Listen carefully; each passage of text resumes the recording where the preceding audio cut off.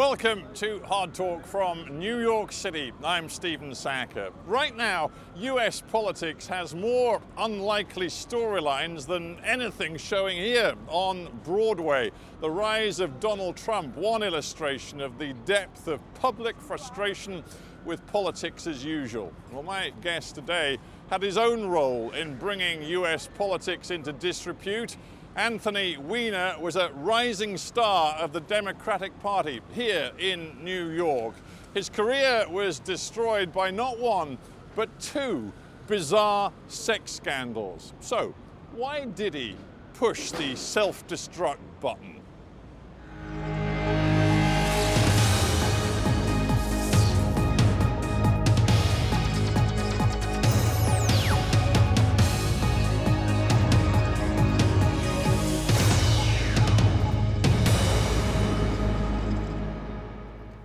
Anthony Weiner, welcome to Hard Talk. Thanks. I want to begin by asking you to reflect and look back 5 years. If you think about the way you were then and the way you are today, do you think you're pretty much still the same guy? Well, I mean, I'm animated by many of the same things. I mean, the things I cared about when I ran for office and served as a member of the House of Representatives and was a candidate. I still care about those things. I still care about the future of my city and the like, but I don't know. I mean, I've got a 4-year-old that I spend a lot of time with, that I don't have to be in the rhythm of the Washington back and forth. It's hard to tell whether I'm any different. I know my life is different, but I mean, it's hard to tell. If we may, let's go back and talk about your political career before it came to an end. You were a very noisy politician in a way. I mean, you were playing hardball politics when you got to the US Congress. You seemed to revel in the sort of no mercy partisan fight. Would that be a fair characterization of the way you were? Well, I recognize that politics in America have changed somewhat. I mean, I was in Washington in like the 80s, and I realized that now there are ways that you can advance policy, things that you care about, with an outside strategy as much as an inside strategy. You can either be there for 20 some odd years becoming an expert in the machinations of legislative procedure.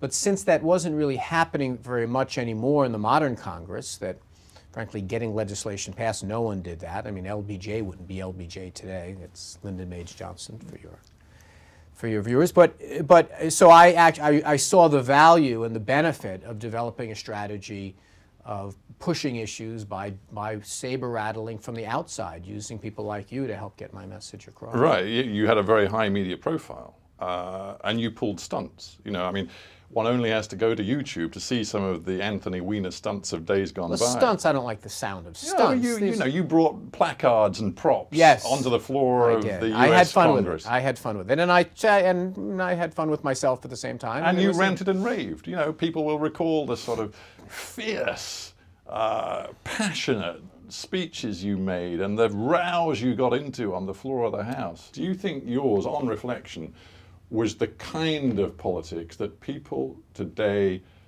are deeply alienated from? I kind of think it's the other way around. I have found that people don't like the phoniness of it. They don't like the notion that it's not on the level. And that was basically a lot of what my mantra was when I was in Washington, was that, you know, I would go on Fox and call bull on Fox. You know, I would literally look in the camera and say how phony it sounded. I would have, you know, I would take down the interviewers as much as I often did the people who I was arguing with on these shows, because I believed that it was necessary to poke through the idea that people like you are fundamentally in on the problem that we have today, which is this split screen shouting kind of economy of political ideas. So I would disagree. I think that in fact the moments that I found most resonance in the things that I was saying were the time when I was pushing back against the conventions, not when I was buying into them. It did mean that the style and the fact you were on telly an awful lot, it did mean that when you ran into your crisis, your personal crisis, you were high profile. And there were plenty of people in politics and the media who wanted to take you down. I don't know. I'll take your word for it, but it doesn't make, yes, perhaps that's the case. I mean, it also didn't help that I was not honest about it, and journalists are trained to not like that. And the people I was not honest with, hang on, and the people I was dishonest to were the journalists who were asking me the questions. So yes, they were not happy about that, but that's not their fault. I mean, that's not. No. And that's not any weird creation. And I don't. You could be any level of politician who had pursued any level of any style that you wanted. If you were going to be dishonest at the beginning of a scandal, the media was going to want to take you down. We have to talk about the specifics of the scandal a little bit to make sense of it for people around the world who don't know. You're not going to get too far with that line of questioning, but go ahead, knock yourself out. I'm not really terribly interested in litigating it, to be honest with you. But for those who do not know, and there'll be plenty who do not know, you accidentally publicly texted or tweeted pictures that were indicative of the fact you had been sexting various women, it turned out, over a period of years. Now, when this was exposed, you lied about it. If you hadn't lied about it, do you think your political career would have survived? No. Why? Because it wasn't the lie, the thing. It was the pictures and the name Weiner and the fact it was a slow news period and the fact that people were titillated by it and the fact that newspaper guys could write headlines on it and Jon Stewart can make fun of it. It didn't change that. My denying it didn't impact that all that much. Really? Because that was a mistake. I should have, but it wouldn't have saved my career. But the common wisdom about these sorts of things is that it is not the act that usually kills the politician. I think you just asked the question. I just answered it. I can answer it again. I disagree with that. No, I understand that, but I'm just trying to tease out why. Because you didn't do anything illegal. You didn't even, in fact, have an extramarital affair. I've already explained that. You visualize it if you really want to go down this path. I've given you the answer. Now I'll describe your version of it. Okay. I say yes, that was me. Right away. Yes, that was me. I sexted with a stranger. My name is Anthony Weiner. It's a slow news period. I've got Jon Stewart, I've got John Oliver or whatever, I've got New York tabloids, I've got British tabloids. It would have not, the idea that if there were pictures, you think it just goes away. Like, we're not outraged by it anymore, but we're going to stop writing about it. Well, all I know is that, a U.S. President, Bill Clinton, he survived a scandal. He had obviously tools at his disposal to change the subject as a president of the United States that an individual member of Congress does not have. But you're welcome to draw the conclusion that you like. The only thing is that the narrative's a little more complex than you realizing after the first break of the scandal that your political career was dead. Because there was a period after the summer of 2011 when you quit the Congress where you clearly believed that you might be able to make a comeback, because you decided to run for New York City mayor. Correct. And there was a time when people believed you had a shot of winning. Would have been very, very difficult, but yes. So you did believe you could come back? I would not have run if I thought there was no chance. It was an uphill battle from the word go, and I obviously, it didn't work out. But yes, I did not run because I thought it was impossible. I ran because I thought I would give it a try, and I didn't.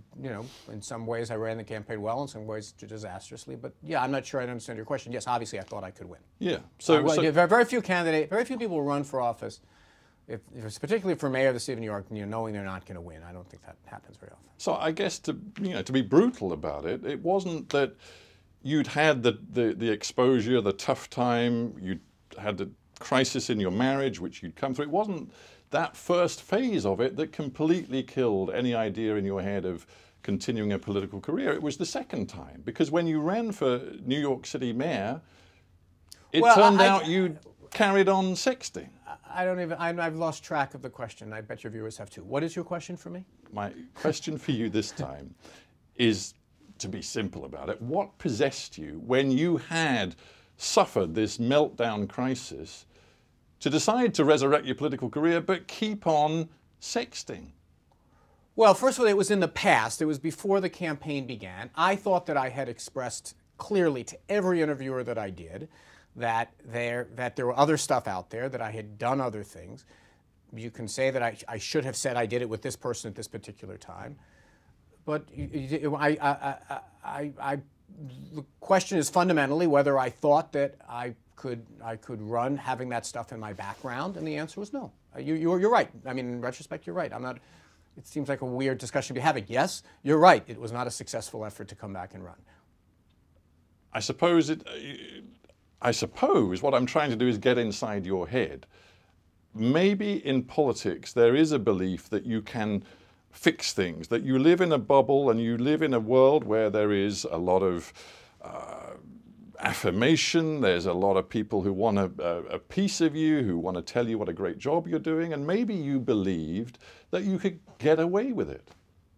I get away with, I don't understand what you're asking me now. I obviously did not believe I can get away with it because I resigned when it was revealed. You're asking me whether or not giving the voters this time, rather than me, the opportunity to decide whether it was, whether it disqualified me. I gave them that opportunity and they said, yes, it disqualifies you. Well, I don't understand what your point is. Like, I left it to the voters, and the voters decide resoundingly that, yes, it disqualifies me. Not sure I get your point. Well, I guess it's the second run that is puzzling me, and still puzzles me even after your answers. I don't know how to help you. I mean, when I got in the race, I was leading in the polls. I knew I had very high negatives. I knew it was going to be a very difficult race to run. I knew it was going to be very difficult, even with no new evidence coming out. It would have been very, very difficult for me to win. I got that. All that being said, you asked at the outset, do I still care about the things I care about? I do. I think I would have been a good mayor. There was this notion that the people didn't decide that I should leave the first time. There were many people who were arguing that I should have stayed the first time. The polls in my own district, for example, were overwhelmingly saying you should stay. If you're telling me you think that it was a mistake that I ran the second time, join the club. You're not alone. I didn't win and I didn't do very well. What about the impact on your family of all of this? I mean, I think, just to give people a sense of how much media attention was focused on you for a while, I think there's one story, correct me if I'm wrong or if it's not true, but I think I read somewhere that at one point your wife had to come to meet you in the boot, the trunk of a car. Yeah, it was a terrible scandal. I'm not really interested in it. It just seems like it's not terribly interesting, to be honest. I mean, I love you, and you're an important guy, and you're doing a show, and you're doing an interview. You're talking about things 5 years ago that are a chapter in my life. Not to me. 2.5 years ago. But maybe it's a titillating one to you and to others. I don't think about it all that much anymore. You're saying, was it difficult for my wife? Was it difficult for me? Yes, it was. Now that you know, and it's become clear in this conversation, you absolutely know with certitude you are not going back into politics. Yeah, I don't see it. What do you make of America's politics today? Do you think it is in a very dangerous place? Well, it's at an inflection point, no doubt about it. There is this thing that's going on in politics today in America of just people shouting at each other, and then the media kind of being involved in the shouting by putting them on a screen and letting them shout at each other. Which you have freely admitted to me. You were absolutely part of. I was very good at it. I was very good at that. And because I recognize that that's the state of it today. The problem is that if underlying that is not some type of real conversation about the real issues, and that's one of the reasons I did these shows, is to have conversations about things that were not happening. When I was going on and taking apart a Fox News anchor who didn't understand how a single-payer healthcare system would work, there was some value to that, I thought. Maybe not, but I am a little concerned that that's all we're getting today. That's all we're really having today is kind of these weird kind of conflicts, mini conflicts that are not really getting at the issues at hand. And I don't really know. I can't imagine it's going to stay this way for very long, because I do think there's an appetite for people for ways to elevate issues beyond that. And so people aren't voting. People aren't watching shows like yours. I mean, they generally, like, the institutions are in decline, and I think something has to change, and I think something probably will. But in a sense, right now, the change seems to be in the other direction, where in the United States, you could say that the one politician who has most traction today, and certainly most media attention, is a guy who prides himself on not being a politician, on not taking policy positions on almost anything except building a wall with Mexico. Of course, I'm talking about Donald Trump. And I just wonder what the rise of Trump and the appeal of Trump to a significant chunk of the right-leaning population in this country, what it says. Yeah, I'm not sure how much it really says. I mean, there are elements, sub-elements of fringe elements in every country. Did I already know that there are hundreds of thousands of blockheads in this country who are idiots, who will follow anyone, who will vote for a reality TV star? I kind of already knew that. Let's breathe a little bit before we give it too much credit for representing a real thing. Now, I will say this. Everyone, I mean, you know, there's a phoniness about this. You know, there's consternation and it's like, what does it mean? What it means is guys like you love it. Guys like you know, dine out on it, and you like it. You like a chance to look down upon it. You like a chance to kind of go into the mystery of the Donald Trump phenomenon. When in fact, it's a logical outgrowth of basically the way the media covers politics. Why should it be anyone different than Donald Trump? You know, okay. The media's clearly got a role to play in all of this, but it isn't just about the media, because there is something in politics which isn't even just about the Republican side of the fence. Something interesting is happening in the Democratic race for the nomination too, in that while Bernie Sanders is a long-time politician with serious views on lots of things, he is also very much an anti-establishment figure. Yeah. And he is taking on Hillary Clinton, and we should say to the audience, I mean, your wife is Hillary's chief of staff, so you're, in a sense, watching this from very close up. Bernie Sanders' message is that Hillary is part of the problem. She's part of the establishment too, and that's resonating. Yeah. So what's your question? So my question is, how does America make sense of this fantastic level of frustration with the establishment? Well, when you say the establishment, it's institutions at large. I mean, the only institution that perhaps is held in lower regard than politicians is the media right now. That's why Donald Trump in his speech loves to fight with the media, loves to point to the cameras in the back and say, you guys are not on the level. Which is exactly what you did in a different sort of way. Bernie Sanders also makes hay on this notion that you won't find this by watching the news tonight, but here's what we're saying, look at these crowds. Yeah, and it's institutions in general. The financial institutions of our country are in ill repute. The media is in ill repute. You know, it's a problem. I think that the way that it's going to change is when it changes. I may be wrong, and I may be misreading you, but I think you're a little bit conflicted, because there's a part of you that was that kind of guy. Hold on a second. Yes, I was good at playing the game that I was in, and I was good at that. And yes, there's no doubt about it. Yeah. You didn't want to be seen as the establishment guy just playing the game. You wanted to shake things up, break the rules, make a noise. Yes. I would go on shows like this and take down guys like you, because I know as a politician the only one I can talk down to, maybe in all of society, are guys like you. But that doesn't change the fact.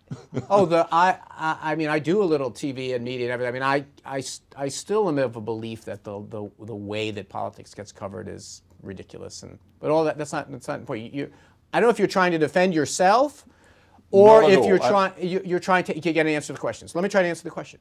I think that what has to happen is that there have to come upon forces that do more than simply say, these other guys suck, but they start to elevate what they do. For example, if institutions like Congress start to do a better job of passing laws, if institutions like the media start doing a better job at what, say, John Oliver, another British guy, is doing here, where he's elevating things, getting people to watch, engaging people in a real substantive conversation about issues.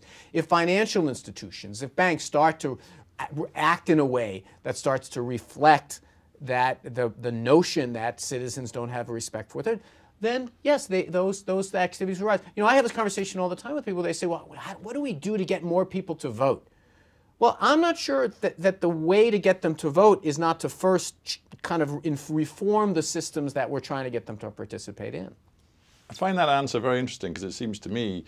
Is this the first answer you found interesting? Not at all, but I'm mindful of the fact that, and I'm not sure I know this, but I'm guessing that you're a strong supporter of Hillary Clinton. Very strong supporter of Hillary Clinton. I figured that might be true, given your connections. Right.